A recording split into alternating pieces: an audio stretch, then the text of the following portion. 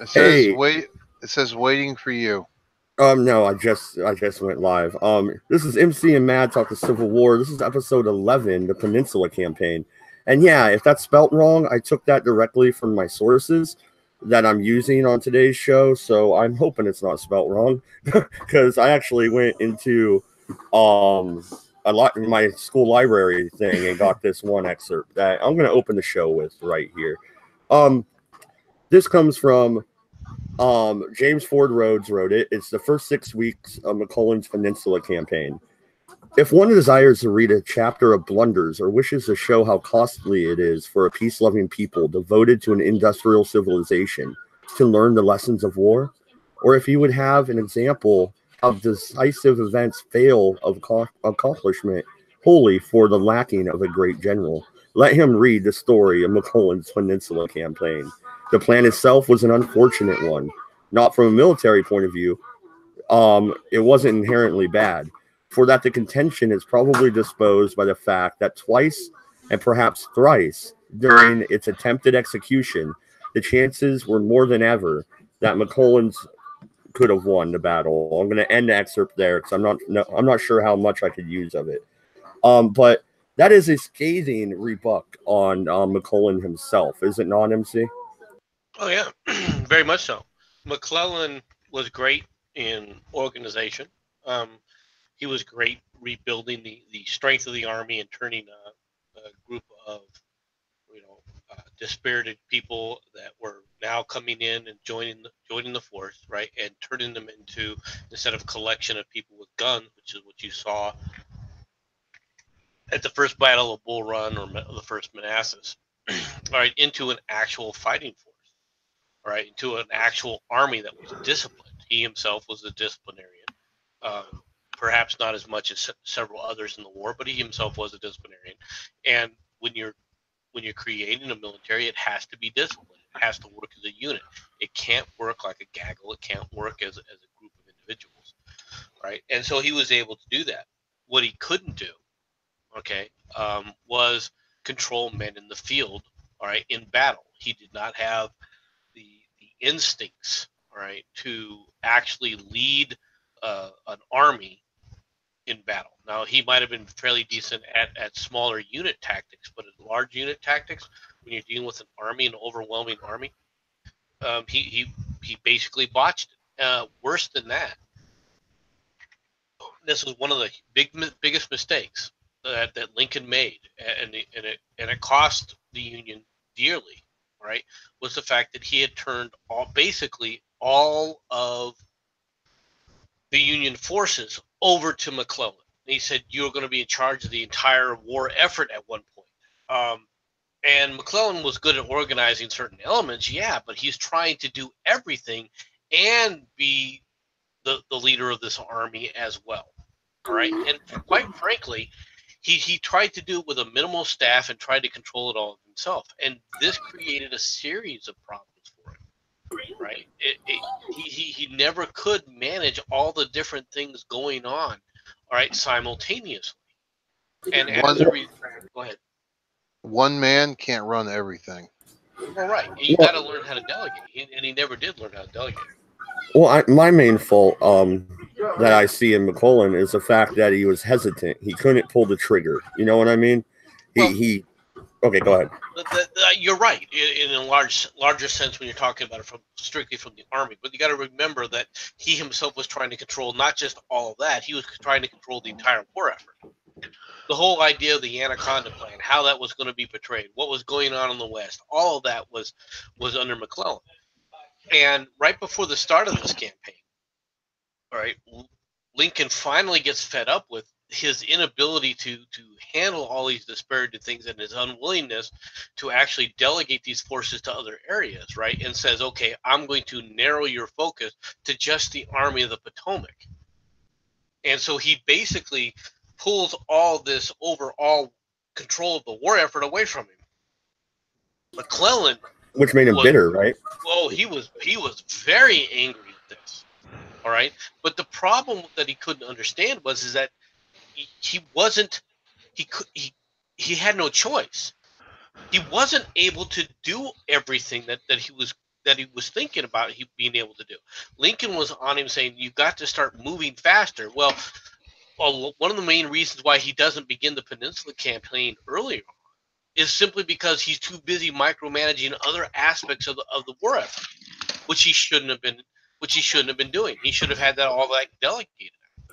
Well, He no, should. and well, real quick, I was reading, you know, doing a little bit of research before this episode, and it said that McClellan, Lincoln had told him that just leave only what you need for the defense of Washington here in troops, and he left 40,000 troops in Washington.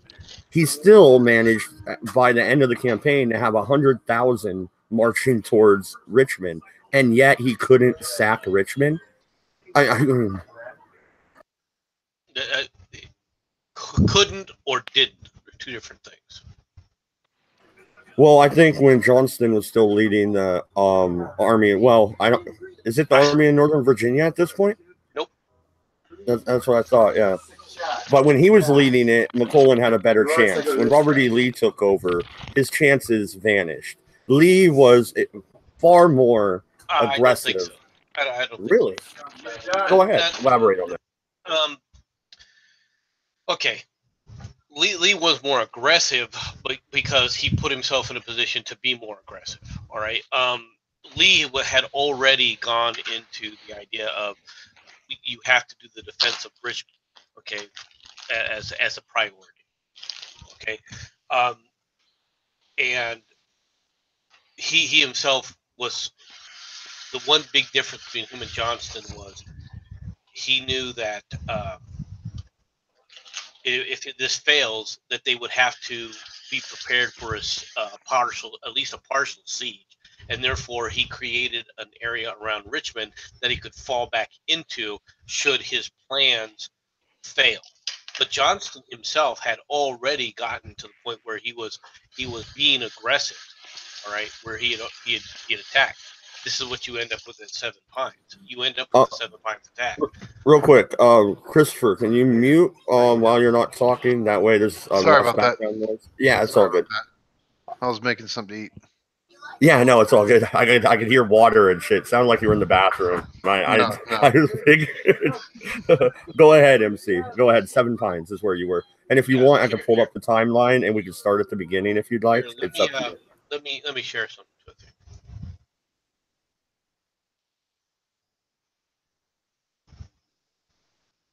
Okay, can you see it? Yeah, and I presented you to everyone, so it's going to stay on the screen as we talk. This is the basic attack, all right, that you see taking place starting in March, all right, as they start to move up the peninsula, all right. This is the very beginning of the Peninsula campaign. In the Peninsula campaign, all right, notice it starts in March. Now, in March, of course, the 17th, what do you have going on? Is you have the Shenandoah campaign going on with Jackson, and it's way up here in the north, much further. Yeah, which is what we just covered last week. Shameless plug there. Sorry.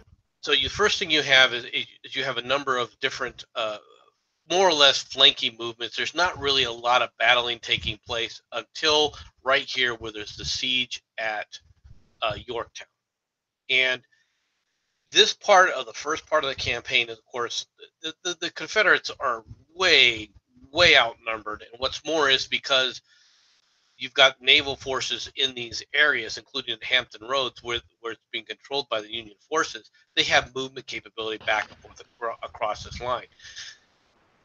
This right here at Yorktown, though, when he sieges Yorktown, instead of actually attacking Yorktown with the forces that he had right away, he basically stops for a siege, which didn't need to take place. He well outnumbered them. He could have just overrun Yorktown immediately. Now, why is this important? Well, It's important. And he's also using naval units here at the siege of Yorktown, correct? Yes, Yorktown is more or less surrounded, but the problem is that there weren't any forces really there. He could have continued up this campaign, rolling back Longstreet, rolling back all these forces, because they literally didn't outnumber. All right, they severely rather outnumbered the Confederates. All right, all he had to do was move in on the attack, and in fact, at this whole thing with Yorktown, this is something that's portrayed oftentimes by Nathan Bedford Forrest later on, where you're parading all these troops around, right? And in reality, it's just the same number of troops, giving a false impression to the number of troops that are actually in Yorktown. And worse yet, That's after brilliant. after a month of siege, he doesn't tighten the reins to the point where they basically disappear overnight and they captured nobody. Really, he sieged Yorktown for a fucking month, and the Confederates still got out of there. Yep, still got away, and it's just like, what kind of nonsense is that? So once again, they finally go up there. The one positive thing, of course, is Norfolk is taken, and when to prevent Norfolk, Norfolk, Norfolk. well, however you want to call it. And in order to prevent it's falling into Yankees' hands, the CSS Virginia is burned. Yeah, which is it's a travesty. It really is. And the Confederates never try and retake it. And that was the only place they could have built ships, other than Well, they go ahead. After they take all of this back. All right, I mean, because basically McClellan abandons this entire peninsula. They take Norfolk goes back in the rebel hands, but there's not the material anymore to rebuild another ironclad. Yeah, Norfolk was one of the largest shipbuilding areas in that part of the country. It's really, in my estimation, the only naval yard the Confederacy really had. I mean, I think there was one outside of New Orleans, correct? But it wasn't anything like Norfolk. Well, once again, New Orleans falls early on in the war as well. But you also see this line here, and this is a failed attempt later on, all right, to try and drive through the back here. And Dewey's Bluff here, basically, this attack is just a river attack. This bluff overlooks the river, and they try to force their riverboats through this area and fail, because Dewey's Bluff is just so powerfully managed that they can't force it through here. And I think they put chains up across the river to keep boats from going through it. Right. So you can't just sail and do whatever the hell you want. So, but this is an attempted attack to try and relieve certain things. It is effective in certain regards, and you'll see that later on at the beginning of the war. So anyway, what you basically have is a slow march up through this densely wooded, forested area where you can't see the enemy. You're basically just little small skirmishes taking place. There's not really any battles in the first part of this entire thing. It's called guerrilla warfare. Well, no, and real quick, it's not even guerrilla warfare. I mean, it's because it's just too densely wooded. You can't even move units in there to create a battle like that. You're already starting to pass the timeline a little bit, so let me catch everybody up. So April 4th, 1862, the campaign begins under the leadership of George McClellan, the Army of the Potomac. The target is the Confederate capital of Richmond, Virginia. By April 30th, Union forces will number 115,350 against an estimated force of 100,000 Confederates. That's not quite being outnumbered 2-1, obviously. That's actually a fairly close number, and the Confederates are playing defense. So it's pretty even at that point. April 5th, 1862 is when McClellan started the siege of Yorktown. Now you can go ahead and continue, MC. I just wanted to catch up to dates and stuff. We've been trying to keep track of that. But what you basically have is you have the Confederates basically falling back. These are small little movements. This railroad is very, very important, actually. All right, for the people who know this. This is the reason for this is because the York River up to this point is totally in control of the hands of the Union. And as a result, this becomes a supply line, a major supply line that they can do. All right. But during this entire time of April, it is pouring rain. It is raining. So you're not just walking through densely wooded forest. You're walking through frickin' mud. You're walking through this area, the swampy-like area here, and the Chickahominy River, which is right here, Chickahominy River, is swollen, and it's very difficult to move troops on either side of it. Now, why is that important? Well, it's important because how are you going to invest, right, or basically surround Richmond? In order to do that, you got to put troops on the other side of the river and on both sides of the river, and you end up with this disposition where part of the Union forces are on one side of the river and another part of them are on the other side. You no longer have the ability to support one another. Whereas in this case, as you can tell from right here, the Confederates are all concentrated on a single side of the river. It's very difficult now to bring that total massive force for the Union against any specific area, all right, of the defenses. Now, let me see if I can find this other map. Okay, well, I'll keep you presented then.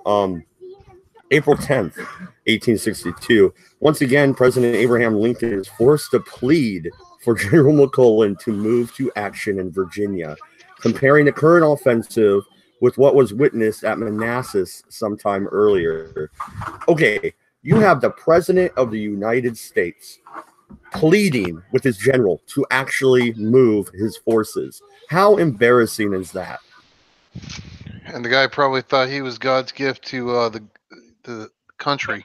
You also have at this time, and that timeline's not telling you, he's had this thing jerked away from him. He's had the total control of all the forces in the region jerked away from him, and he's not happy about it. So, okay, here, let me see if I can. So, do you believe he was stalling on purpose then? No, he was probably just a moron. Well, a little bit of bitterness. I don't know if it was necessarily on purpose per se, direct disobedience, but he fashioned himself as obviously superior to Lincoln. All right, and he chafed at the fact that Lincoln was his superior. He didn't like the fact that he was subordinate to Lincoln, and he didn't like responding to it. Okay, now this map doesn't show certain things, right? And because it's meant to talk about June 29th and June 30th, right? But I want to point out some things, all right? And it's easier to see on this map.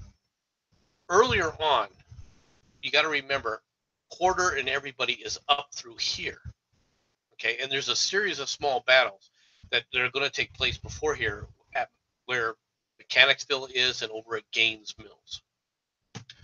Right, and you can tell that this is the river. They're on the other side of the river.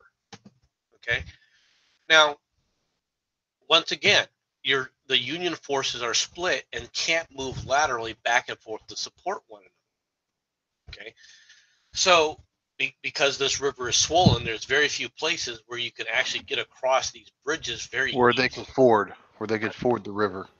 So you can't move forces back and forth very, very easily.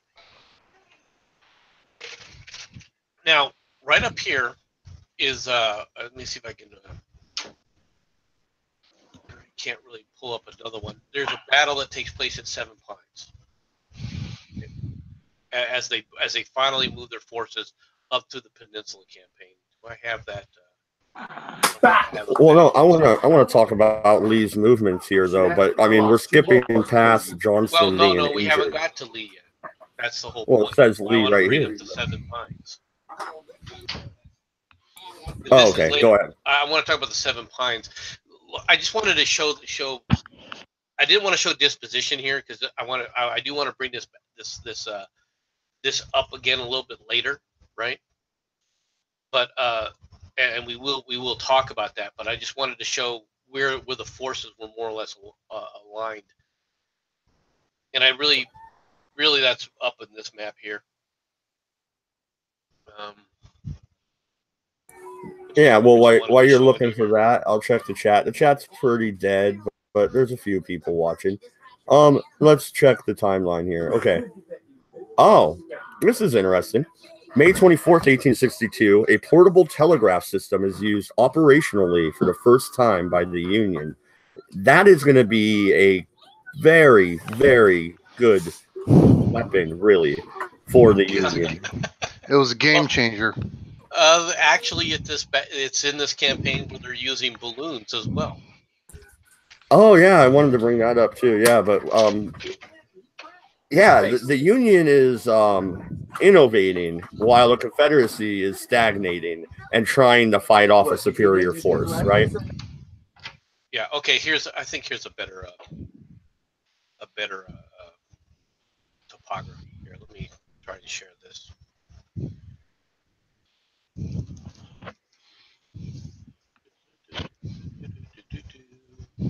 Come on, back here. Wish I was in land of cotton, old times there, not forgotten. Look away, look away. Feeling dead air, buddy. Sorry, I'm not saying much. I just don't know what you guys are talking about too much. I only know certain parts. All right. This here shows some aspects of what's going on, but it still doesn't show Seven Pines. What you have here at Mechanicsville is you have a battle that takes place. All right, and this is prior to Lee taking over.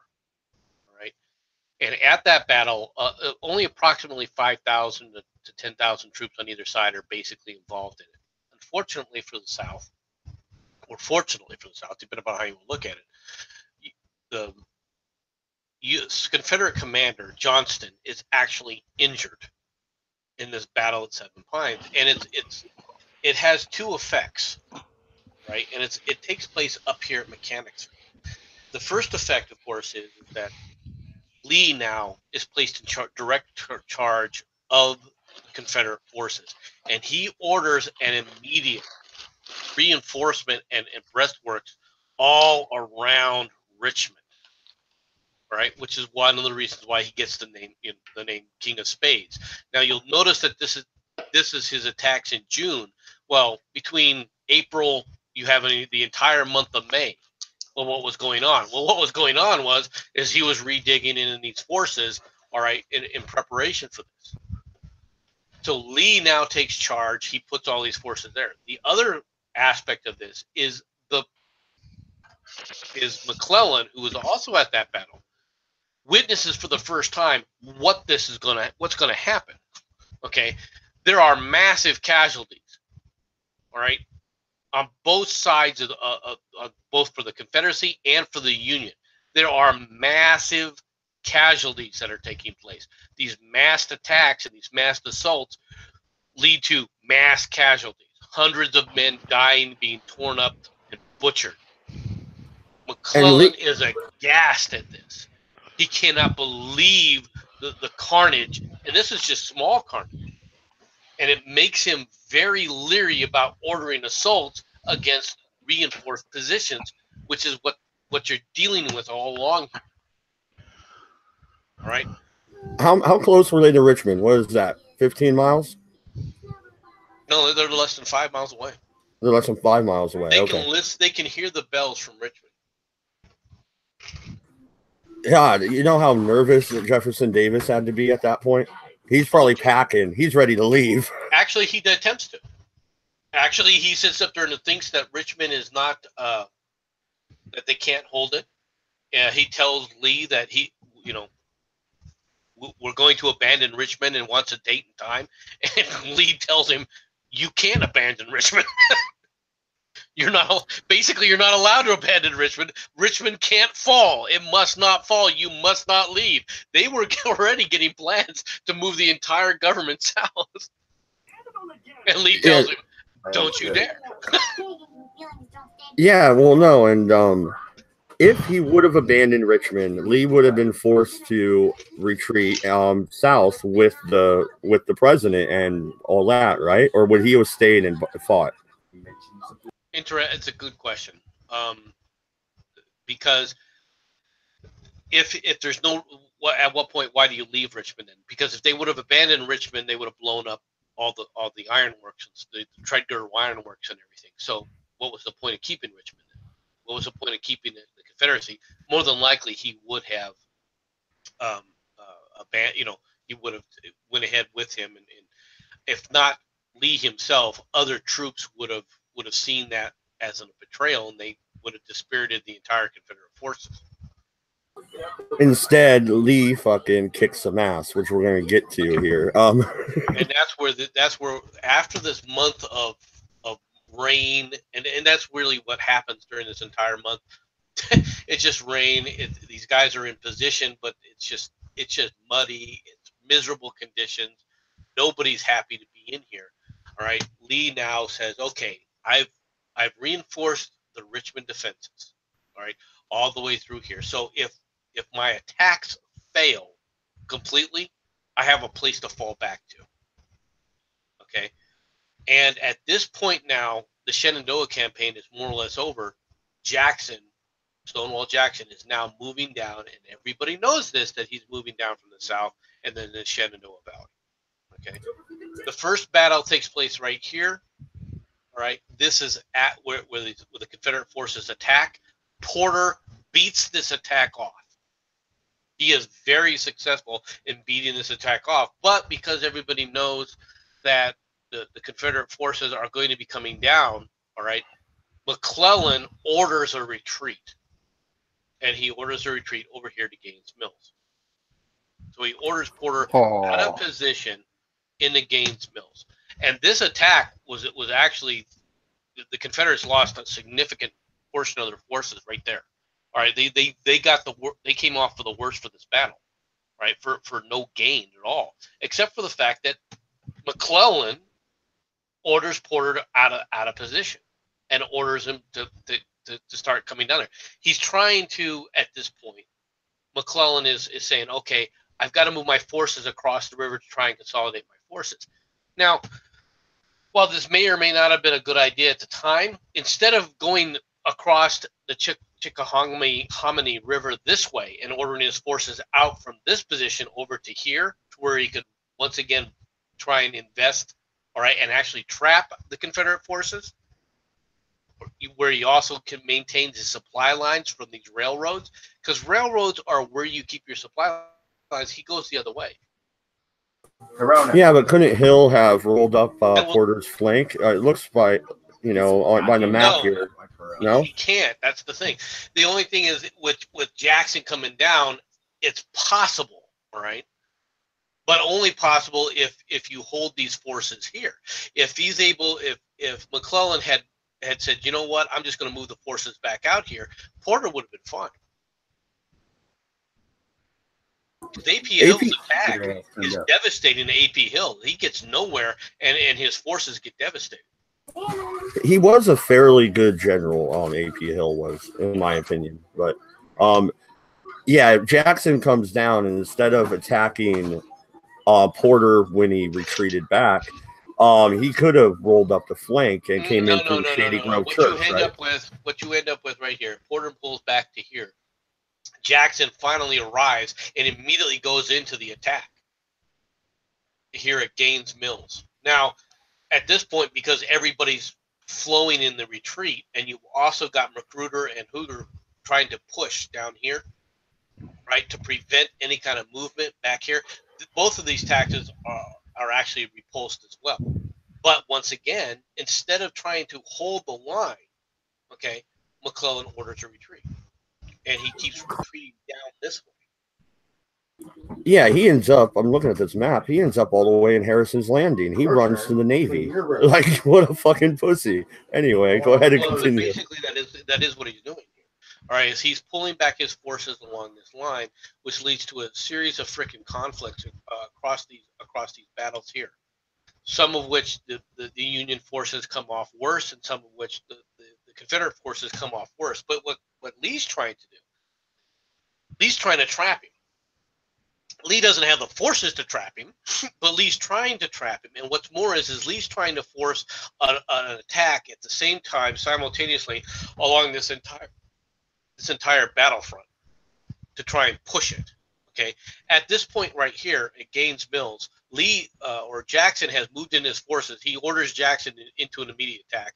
Jackson does attempt an attack right at the latter part of the day.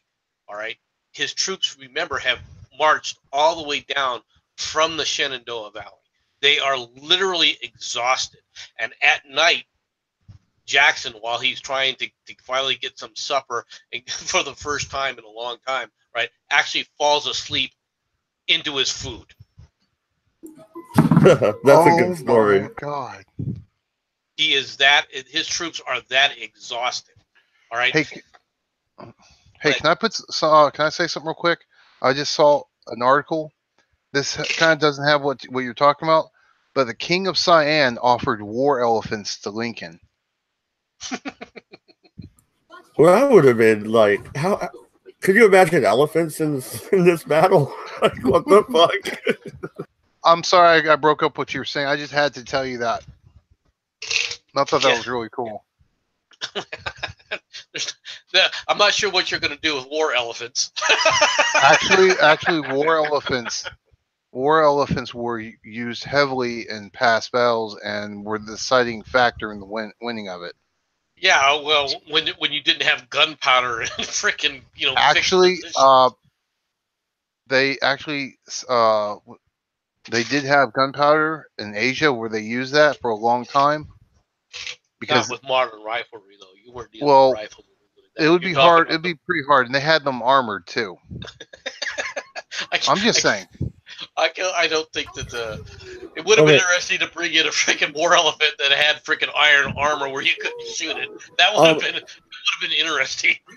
Well, no, okay. I'm looking at this map here, and it looks like they send Franklin and Sumner across the river. Is that the backup border because of Jackson's assault? During this battle at Gaines Mills, all right, Longstreet actually crushes Morrell, and Sykes is forced out of position, so they have to pull Franklin and Sumner temporarily from here into this area to stabilize it, so they can all go across the ford and Fair Oaks and get back to Fair Oaks. You end up with a battle along these roads here. All right, you have a battle here at this landing, and you also have a battle here at Savage Station as they're pulling back. Now, Lee is trying to, at this point, as the Union starts to get consolidated, Lee is trying to prevent them from getting away. All right, and he orders this forces this flow down to a battle on White Oak Creek Swamp. Jackson is successful in his attack, but his troops are absolutely devastated. His troops are absolutely devastated in this battle. All right, he's successful to drive them further back, Franklin further back, but his troops are in no position after this battle to continue the attack. It really isn't. Right now, you end up with basic movement along this line. At this point, at this Darby Hill, Lee attempts to do. He's trying to coordinate and to prevent this movement to Malvern Hill. All right, he fails. And then at Malvern Hill, the Union forces, as you can see, are in a nice defensive position. And let me close this one and bring up a different map of this battle right here.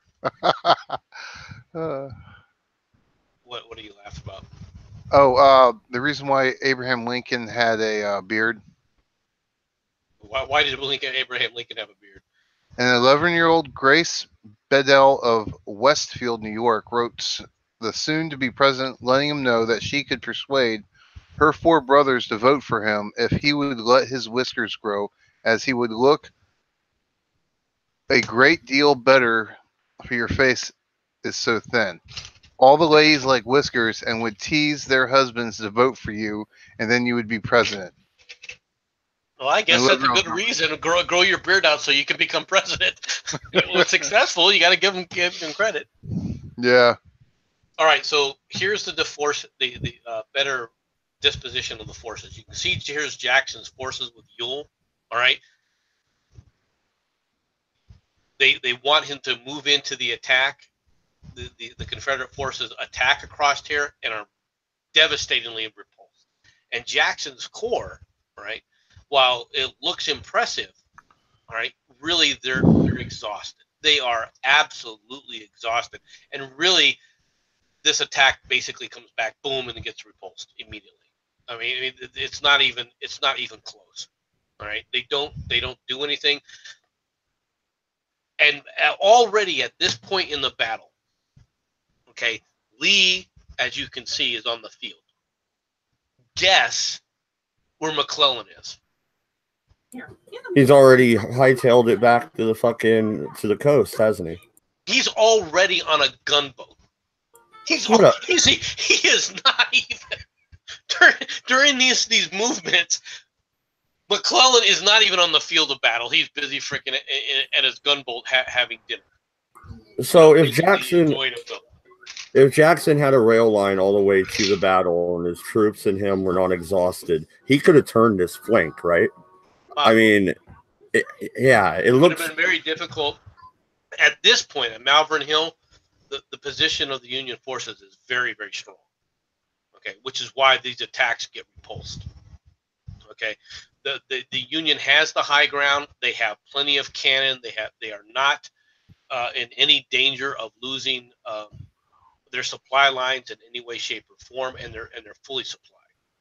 This position is extraordinarily strong. However, this is more of a defensive line at this point because McClellan has basically ordered a general retreat to Harrison's Landing. He's already decided long before there to pull out of the peninsula, and he does. That's what you end up with taking place at this point. Okay, well, I'm looking at the timeline here, and I'm sorry, my daughter refuses to take a nap. My brother-in-law is trying to help me out, so I'll get a little closer to the mic so it's not so loud in the background. The 7 days on June 25th, 1862, is when the 7 days battles begin. 6 major engagements spanning 7 days, and it's pitting the forces of McClellan against the forces of Lee. The battles take place around the Confederate capital, like we said, Richmond, Virginia, near Oak Grove. Moving forward a little bit, June 26th, the Battle of Beaver Creek Dam, also known as the Battle of Mechanicsville, is fought between McClellan and Lee. Losses total 361 for the Union, and this is the number that stands out, over 1,400 for the Confederates. However, the Union can only claim a tactical victory. This is the second battle of the 7 days. And I'm going to mute because she's getting louder. Go ahead and continue, MC. All right, so that begins. That's what I was showing you on the earlier timeline. In the earlier timeline, you're seeing, the earlier map, rather, you're seeing that battle take place. All right, and like I said, Porter repulses the Confederate forces.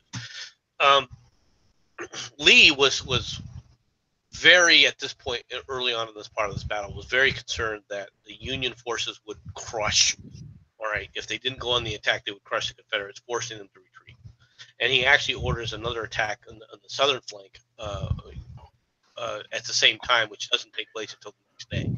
Right, but coordinating a battle and coordinating movement in this environment is damn near impossible. Right, it's the terrain doesn't allow for it, and you're fighting through dense forest where you're moving through dense forest, and a lot of the attacks that you're expecting to take place happen in piecemeal because your troops aren't in line. All right, but what it does do, like I said, is because of the worry about where Jackson's forces were and when they would arrive from the Shenandoah Valley, if Porter moves out of position, and this goes to the Battle of Gaines Mill, which is one of the battles that happens the next day. If you want to read about that. Well, no, and she's in the other room, so hopefully it's not that loud now. It's not too bad. June 29th, 1862, the Battle of Savage Station, the 5th of the 7 days, is fought. It is another inconclusive engagement for the Union, suffering 1,038 casualties. And the Confederates actually win this battle, in my estimation, because they only lose 473. Sumner led the Union forces against Magruder. Union forces withdraw. Therefore, the Magruder, whatever. McGruber, I guess. But it's like every turn, Lee is pivoting and attacking the flank, and he's moving and funneling the Union away from Richmond, right? Well, the Union is backing up because basically McClellan is completely unnerved at this point, and he's ordering a general retreat. He literally is ordering a general retreat away from areas that are easy to supply, which if he maintained the railroad would have been, all right, to basically, okay, well, let's just leave. He's already determined to leave. Like I said, he's not even on the field of battle. He's not his commanders are making these decisions, all right, individually as individuals rather than as an army, because the leader of the army, the Army of the Potomac, isn't there. Well, yeah, no, and Lee is, like you, as you said, on the field of battle, directing his troops. All right, there's one last thing in the timeline, and then we'll go into the political side and all the crazy shit with the balloons and all that, because you said there's a lot more you wanted to talk about other than the timeline. Yes. So, Hey, after you finish this part, I found another article that's pretty cool. Can I say something before you go into that next part? Yeah, Go ahead yeah. and finish what you're doing. Yeah, no, this is the last date on the timeline that I have here. July 1st, 1862, the 7 days battles draw to a close. Casualties total 18,849 for the Union and as many as 20,100 for the Confederates. It is a Confederate victory. Nonetheless, as McClellan's forces fail to make progress, it makes the culmination of, or it marks, I think they meant to say, the culmination of the Peninsula campaign. McClellan gets his ass beat, and he gets it beat because he can't pull the trigger. It's because he doesn't know this type of carnage yet. These are all. Was he in the Spanish-American War? I don't remember. What's his name? Or Mexican-American War. Sorry. But even in the Mexican-American War, the carnage isn't the same. This is now on. You got to remember the battle here. All right, was far more devastating. All right, because the weapons are far more devastating. All right, you have rifled bullets. You have the mini ball. Okay, you have much better artillery. All right, the devastation from the artillery is significant. During the Mexican-American War, the Americans, their artillery training is far superior to anything the Mexicans have. All right, it's not saying that it was a walk in the park, but the American artillery is far superior during the Mexican-American War. In the Civil War, both sides have the same artillery, at least at the beginning of the war. All right, and in fact, the South has the better artillery generals. All right, at the beginning of the war. So, you know, the carnage that's being wreaked on both sides is horrible. Now, you gave the numbers for the casualties. All right, and obviously on paper, the casualty rating against the South is far more significant. And to be honest, if it had turned into a battle of attrition, which is what he could have turned it into, McClellan could have said, you know what, we're not backing up, fight.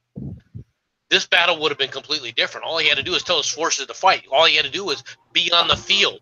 All right. I don't know. I think Lee would have won. No, Lee would have freaking ran out of troops. Are you kidding me? This isn't Grant we're talking about, though. It doesn't need to be Grant. If McClellan would have stayed in place, all right, and just backed up a little bit of the time while putting up breastworks and significant defenses, Lee would have ran out of troops, period. To continue the offensive, Lee would not have been able to continue the offensive.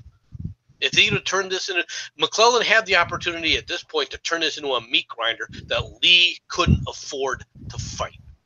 But Lee would have fought it anyway. At this point, Lee is not backing down. He has no intention. Lee doesn't have a choice. All right, it's a desperation move. What makes it successful is McClellan is a moron. Well, I mean, he did end up later running for president against Lincoln on the ticket of we're going to end the fucking war with a peace treaty. So this shit did affect him, did it not? Do you think he had shell shock from it? I don't think he was shocked. I just think he was a poor field general. I don't. He wasn't, and unfortunately, he was given his rank, meaning he was given this kind of power much too soon. Much too soon. He was not prepared, all right, to be promoted like he was. Lee or Lincoln made a major mistake by promoting McClellan too quickly. in an effort to try and find somebody that was willing to fight and willing to fix the significant areas of the army. All right, Lincoln promoted McClellan. All right, way too soon. There's a reason they called him the Little Napoleon, and that is the fault of nobody but Lincoln. Lincoln had made a mistake here. He never should have done that. He would have been better off actually bringing Halleck over, all right, and telling Halleck to be in charge of this and have McClellan as one of his subordinates. Well, no, and there's no way if Jefferson Davis would have left Richmond and they would have burnt the town, because that's what they do in 65. We'll get there. I know I'm jumping ahead. But I don't know what would have happened. She was almost asleep. I don't know what would have happened if they actually pulled back and moved the capital back to Georgia or Alabama. I think it was in Montgomery, Alabama, at the beginning. Well, you would have basically ceded you would have ceded Virginia. If he would have left, they would have ceded. They would have ceded to the Union. All right, the forces of Virginia, and at that point, almost all of the industrial might of the South. Right, you just basically cut it in half. The war would have been over a year and a half, 2 years earlier. Okay, Christopher, I'm only calling you that because that's what it says. I'm not trying to talk to you. You said you had something you wanted to bring up real quick, and then Farty, how are you doing, buddy? Let him go first, and then you can jump in if you want. Okay, it's called Angel's Glow. It happened at the Battle of Shiloh on April 6, 1862, and produced over 23,000 casualties, more than American battle up until that time.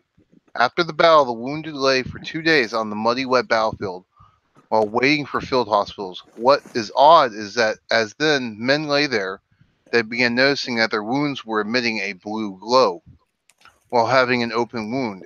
It's scary enough. Having a glow would have been terrifying.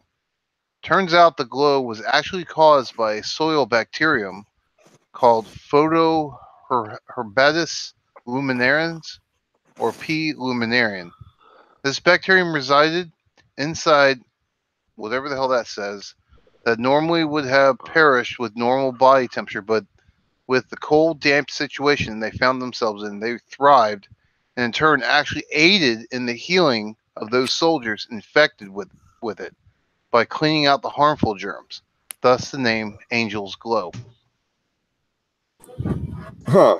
I've never heard of that before. Yeah, that's I don't think you have a wrench on my channel. Say something in there, and I'll give you a wrench and throw that in general chat for everybody. Okay. But did you hear the date that he gave? No, I don't have a wrench. Well, not yet. You'll get one. That's why he said put something in there, and he'll wrench you later. Okay. Yeah, no, I saw that you typed something a little bit ago, so you have a wrench now. Go for it. Okay. All right, I'll put the link in. And Farty, where were the fucking Australians when all this shit was happening? You couldn't come fucking help us out, dude? What the fuck's going on? Drop bears? Like, you could have dropped some drop bears in DC or something. That would have helped a bunch. Anyway, how's it going? We didn't have an army before 1901, so... Well, I'm trying to understand this. You're talking the 1860s. They were still freaking convicts. I know. Not letting me. Hey, at that point in time, you had to ask the British. Yeah, no. I don't care if they're convicts. They can come help us out. What's up? You're bringing desperate for anything and everything for something that's already taken place, dude. Please come and help us. Over. I think you'll probably find that there were Australian mercenaries involved, though.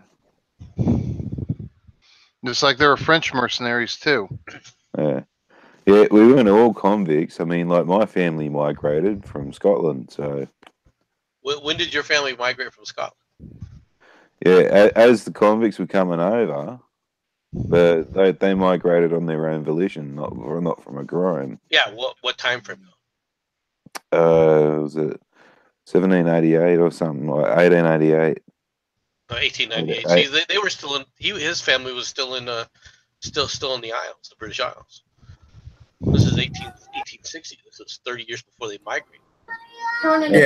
Yeah, no, fair enough. I was just joking anyway. I figured he didn't. I don't know if he knows much about the American Civil War, but I just wanted to make a little joke in there.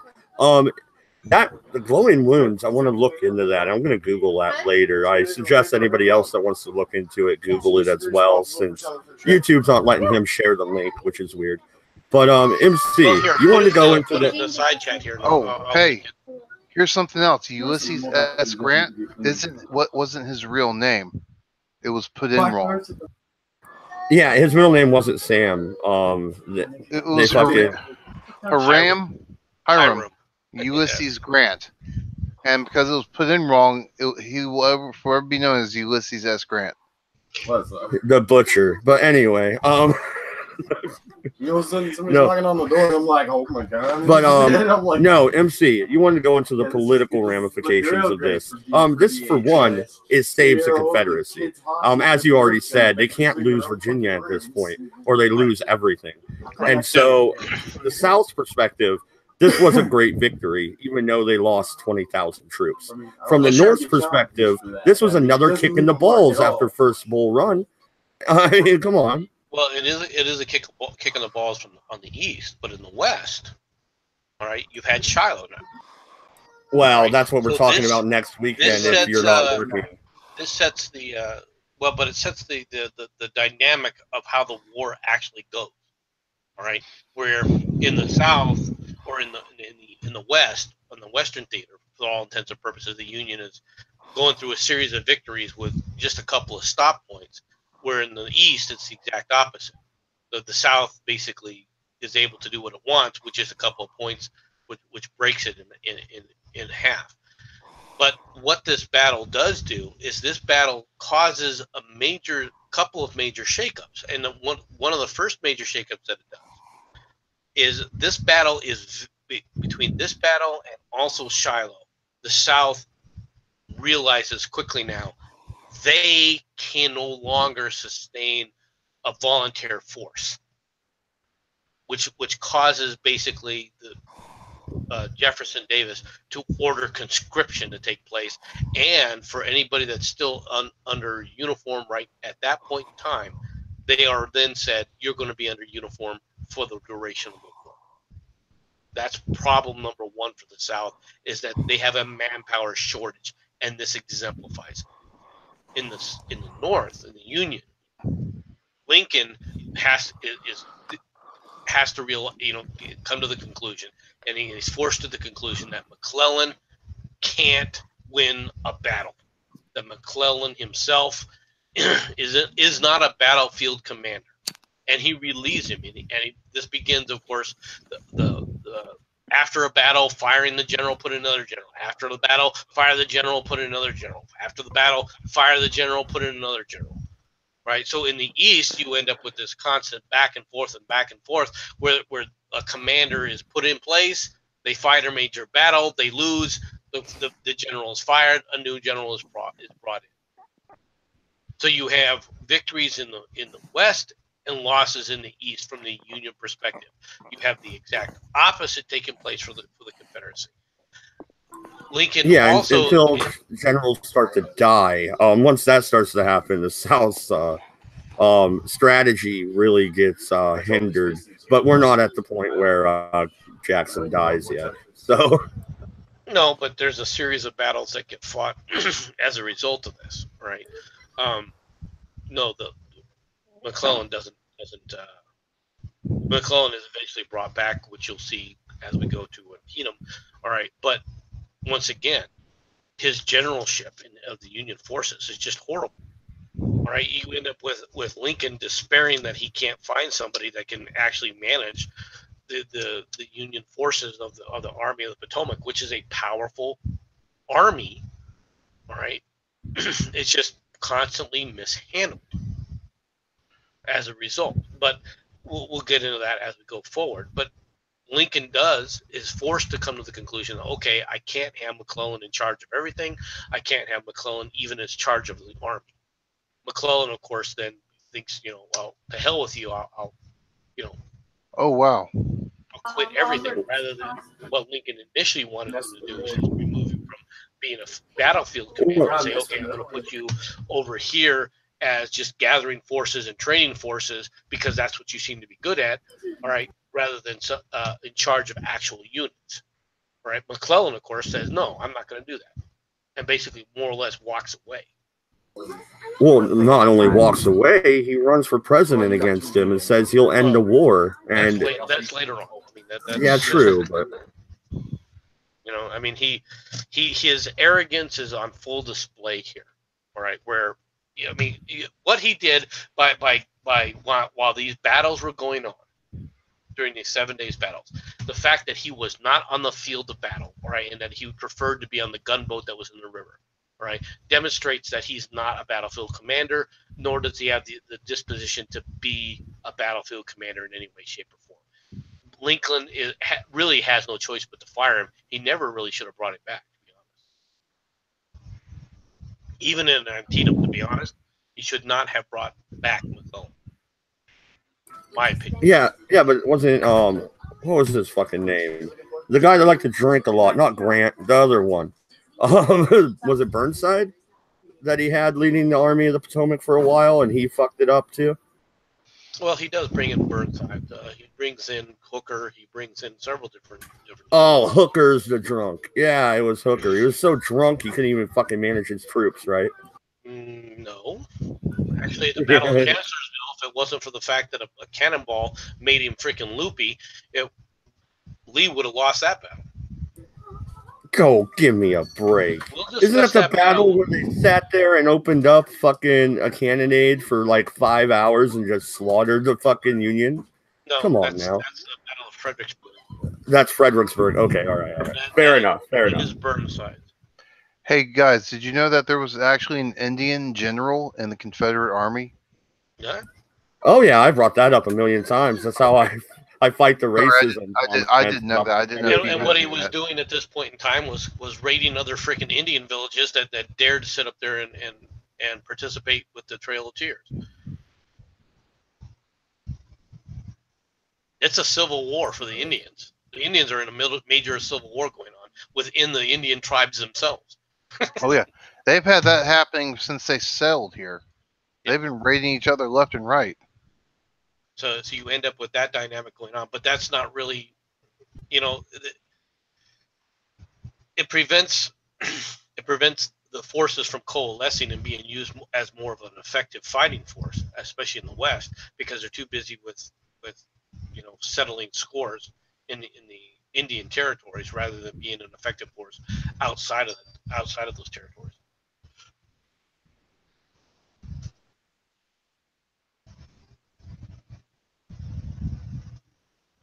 I am listening. Go ahead. You guys go ahead. I'm looking up other things. No, but what? Can you start again? Sorry. No, I'm just looking up other things. You guys can go ahead and talk. I kind of don't know what you're talking about, half the stuff. It's interesting, but I just don't know it. After the battle, basically what you have is that you have a retreat of the Union forces back to Harrison's Landing. They're able to successfully retreat. Much to the chagrin of Lee. Lee is very freaking angry, all right, and actually sacks Magruder as a result of this, right? Because he wanted them to prevent the Union forces from leaving. All right, the Battle of Malvern Hill, all right, where Lee ordered repeated assaults to no avail. Okay, what was just, to be honest, was his attempt to try and say, okay, we're going to try and prevent them from getting away. But the reality was is he didn't have the forces to prevent them from getting away. Even if they would have turned the flank at Malvern Hill, they just moved down further down the peninsula. So all that would have happened. Right? You were not going to destroy the Army of the Potomac. He really had no chance of doing that. Hey, here's something else, but it's kind of sick.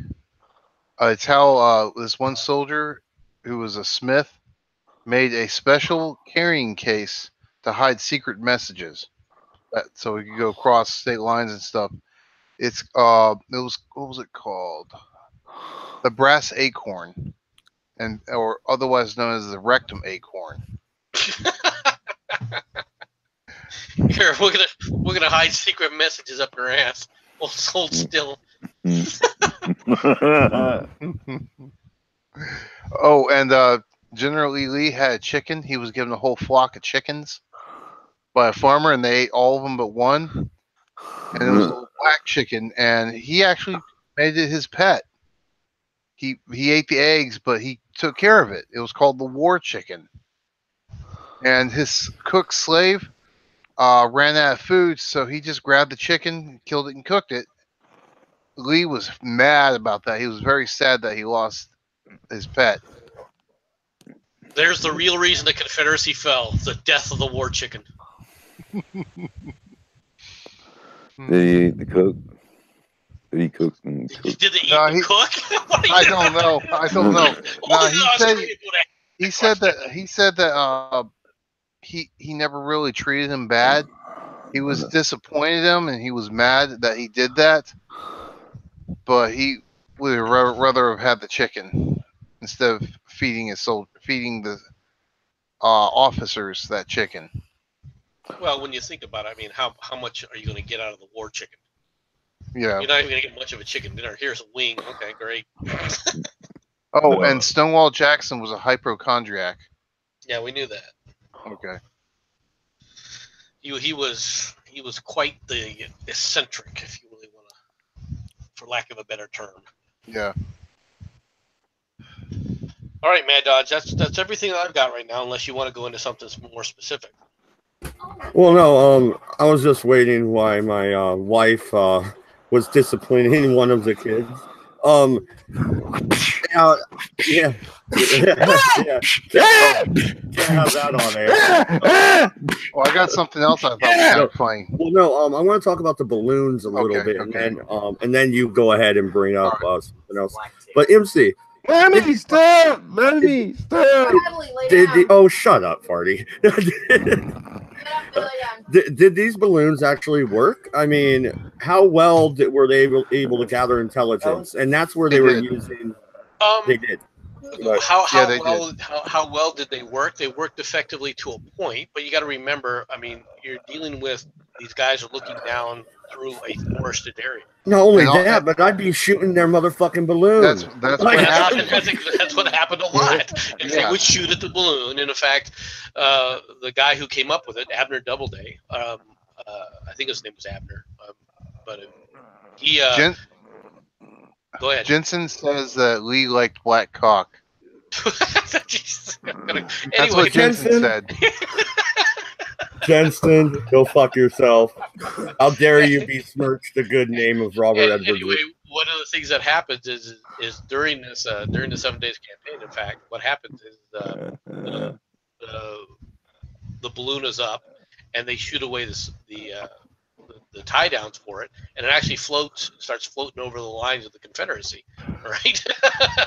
in several miles, and floats for several miles. But you got to remember, these are more observation platforms, and what they would do, they would basically write it down on a script and throw it down to the troops below as to what they were witnessing. But how effective was it? Well, it's a limited effectiveness in one regard, simply because, well, you're talking about people that are going through forested regions. In areas that there wasn't forest that they could witness, they were very effective. In the areas that were going through the forested regions, however, they weren't very effective at all. And in fact, later on as the battles, these things become ubiquitous on both sides. They put up these basically barrage, these balloons as observation platforms. All right, and in fact, the British observer, whatever his name is, I think it's Langford, actually goes up in one. Right, that's done by the Confederacy. But once again, the material to be able to do these kind of things, all right, the Union has plenty of material to constantly put up balloons. The Confederates don't. Yeah, they use them here and there, but to be honest, they're limited because when you shoot them full of holes, you got to patch them. Okay, well, the Union has plenty of material to repatch the balloons and send them back up. The Confederacy doesn't. Well, yeah, the Confederacy didn't have that much materials at all. That's part of the reason why they lost the war. Joshua, we're doing well, man. We're just hanging out, talking about the Civil War here. Okay, so the balloons, kind of a novelty, right? But the portable telegraph, that's a real tool. Let's talk about that a little bit, right? Well, I mean, it's obviously the telegraph is, Morris has now made it so that you can transfer information directly back and forth to the front very quickly. Now, the problem, of course, with this information is the person doing the keying, all right, is getting this information from a limited perspective. You have to be able to manage these. The union, okay, has plenty of these materials, and in fact, in some ways, this is a detriment to them because they're getting all this information, but they don't have, especially at the beginning of the war, they don't have the analysis group, all right, to be able to effectively say, okay, what am I seeing here? How do I interpret this? Okay, so they tend to be initially at the beginning of these battles, of course, at the early on, overreacting to the information that they're getting. They're thinking that, okay, I'm getting this information, when in reality they don't have the information flow is so scattered that they're hearing reports from all over the place and they're inundated with the reports. They haven't established the ability to bring in this information and collate it correctly yet. All right, that does take place toward the end of the war. Right, in the latter part of the war, when they're used to now getting this information, they know how to manage it. They know how to not overreact to it, to say, okay, this goes over in this area, this goes over in this area, so that they can now piece this together in a true mosaic. Whereas the South at this point has already said, well, we don't have the ability to run quick rail lines when it comes to to establishing Morse code. So what are they relying upon? Well, they're relying upon their cavalry.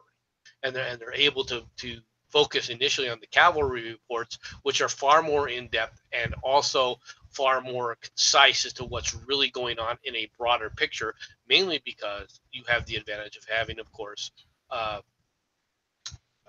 Stuart.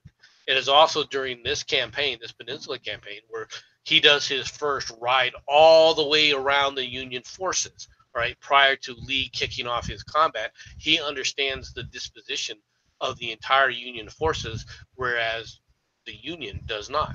The Union is relying upon the telegraph rather than its own forces and its own scouting ability that it could have been utilizing, all right, with its own cavalry, and it doesn't use its cavalry nearly the effectiveness that the Confederates do. Well, yeah, they didn't have Jeb Stuart. Jeb Stuart actually at one point sneaks into the Union camp and fucking, what do you steal off the general? I don't remember. Fuck. God damn, it's such a good story. I might have to Google it real quick. Do you know, MC? He broke in and he fucking stole something, a jacket or some shit. I don't know if that's in this campaign or one of the other ones. I think that's one of the latter campaigns where he actually does Jensen that. is a goof. He is a goof. Why? What's Jensen saying? He said they should have used the balloons as suicide bombers. You know what? They had no control of these balloons at this point. They're totally at the mercy of the wind. But why couldn't they do the same thing the Japanese attempted to do and actually just light the fucking forest around Richmond on fire? Then you make the Confederates pull back, right? Oh wait, it's pouring down rain. Never mind. That won't work. No, you see, you wouldn't use balloons because they'd just bounce off the tall building. Too slow, and they bounce you. Well, once the Union starts doing that, what happens? The Confederacy whines and cries. So I don't want to hear about it. And now he's saying balloon of peace. Balloon of peace. Hey, don't give those crazy fuckers ideas. You're going to end up with some fucking Arabs up in a hot air balloon. All right, watch out. And as we know, conspiracies about fucking, buddy, was it Buffalo Ridge or whatever the fucking school was called, and then 9/11 and all that shit. No one's going to believe it, that it was genuine. It was going to be a government thing just to start another war or some shit like that. Get their oil. How did that go?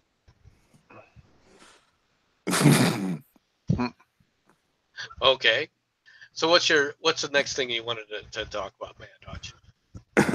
Yeah. I got something. Sure. Congress got in a drunken fist fight. Okay. In 1858, the U.S. Capitol gave the world an early preview of the war to come. Congress was debating the statehood of Kansas. Their proposed constitution permitted slavery and forbid free blacks from living in the state. The North Republicans were furious. Congress spent days arguing about it. As the debate went on, extending past midnight, they started drinking heavily just to keep from falling asleep. It was 1:30 a.m. when Lawrence Kent, a Democrat who was drunk out of his mind, stood up, pointed in the Republican Galusha gal's face, and slurred out, "You're a black Republican puppy." Gross snapped back, "No N driver shall crack his whip over me." Grudging at Growl, Kent yelled that he was going to choke Growl and that the whole building erupted into a vicious brawl. There was an effort to calm it down. The Speaker of the House tried banging the House mace, but it only made things worse. Another congressman, misunderstanding what the Speaker was trying to do, thought this meant that weapons were fair game. When shooting began. The congressman grabbed a metal spittoon and smashed it into someone's head. You guys know what spittoon is, right? Yes. Yeah. All right. The fight didn't stop until someone grabbed William Burksdale in a headlock and started punching him in the skull. Burksdale broke free, but his hairpiece didn't come with him. Embarrassed, he picked it off the ground and put the wig on his head backwards. The politicians burst into laughter, and everyone finally calmed down. The fighting stopped, and they managed to come to an agreement, pacified by a man's wig. Well, no, that's almost like the story we talked about way back at the beginning of this series that we're doing, where the Southern, was he from South Carolina? He beat the shit out of the guy with a fucking cane and put the dude in the hospital. Oh, wow. That was on the Senate floor where he beat Sumner, Charles Sumner. And as a result, Charles Sumner then sits up there and has no problem with the Reconstruction of the South. So it worked really well while you were cheering it on. Well, fuck you, MC. Hey, here's another one. One of the main causes of death was diarrhea during the Civil War. Yeah. In every battle up until one of the more recent ones, the vast majority of deaths to the U.S. forces, one way or another, normally came from disease. Up until the recent battles in World War II. Here's another one. A battle stopped to watch a fist fight. During the Battle of Sanders Field, the Union and Confederate forces stopped shooting to watch two men duke it out. The Union forces had opened fire on the Confederates, and in panic, one of the men jumped into a gully for cover. When he got inside, though, he realized that he wasn't alone. A Union soldier was already hiding inside, and now the two men on opposite sides were cowering the hole together. The men started bickering. Each one was pretty sure that he had captured the other, but neither could agree who had captured whom. When they decided to settle it with old-fashioned way, they would have, in their words, a regular fist and skull fight. The sight of two soldiers climbing out of the gully and beating each other in the head was so baffling that both armies stopped shooting. For a moment, both sides just watched as men beat the hell out of each other. The Confederate soldier knocked down the Union soldier. He gave in, and the two men, agreeing on the winner, went back into hiding as soon as they did. Of course, the war Confederate started won. once more, and the two men hid in the gully together until the battle was over. I knew the Confederate officer or the soldier would be the one to win a fist fight. Come on now. Fucking Yankees can't fight. Oh, 1 second. That's why there's guns. I gotta mute myself, but I gotta call. Yes, that's why there's guns. Absolutely. No, if you guys want to hang out in Discord, we can, but I think we've almost covered everything. We try and keep these a little bit short, unless you got anything else you want to talk about, MC. No, not today. There's a lot going on that I got going on today. So. Oh, okay. All right. Well, thank you very much, everybody, for coming out and watching. I know this isn't everybody's favorite episode I do each week. Everybody prefers the red ice cream, but we'll be right back at that tomorrow. Good night. Go the north. Good night. Good luck, and don't fucking move the frame.